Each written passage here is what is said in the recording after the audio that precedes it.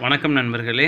இன்றைக்கி meal of the டே அப்படின்னு பார்த்தீங்கன்னா உருளைக்கிழங்கு, சின்ன வெங்காயம் போட்ட குழம்பு, ரைஸு, எண்ணெயே இல்லாமல் செய்த ஒரு பொரியல், பீன்ஸ் பொரியல், பாகற்காய். ஸோ நிறைய பேர் கேட்டாங்க இந்த எண்ணெய் இல்லாமல் செய்கிறது எப்படின்னு கேட்டாங்க. அரை கிலோ காய்க்கு, எந்த காயாக இருந்தாலும் அரை கிலோ காய்க்கு ஒரு 100 ml தண்ணி வச்சு குக்கர்லாம் இல்லாமல் பாத்திரத்தில், மண் பாத்திரமாக இருந்தாலும் சரி, ஸ்டீல் பாத்திரமாக இருந்தாலும் சரி, தட்டை மூடி சிம்மில் வச்சுட்டு இறக்கும்போது தேவையான உப்பு, மஞ்சத்தூள், திருகின தேங்காயிலேருந்தே அந்த எண்ணெய் வந்துடும். அதிலே நீங்கள் பார்த்தீங்கன்னா அந்த எண்ணெய் பசை தெரியும். இதில் எண்ணெய் ஊற்றுறதில்ல, அந்த தேங்காயிலேருந்தே வரக்கூடிய எண்ணெய் போதுமானதாக இருக்கும்.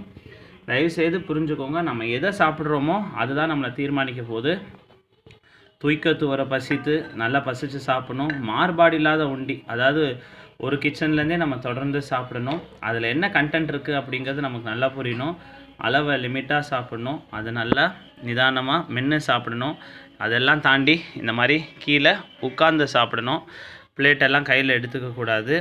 நல்ல உமிழ்நீரோடு கலந்து நல்ல பசித்த பிறகு சாப்பிட்டால் மருந்து என்பது வேண்டியதில்லை என்பது தான் நம்மளுடைய தாத்தான வள்ளுவனின் வாக்கு. மற்றும் ஒரு முக்கிய பதிவில் சந்திப்போம். நன்றி, வணக்கம்.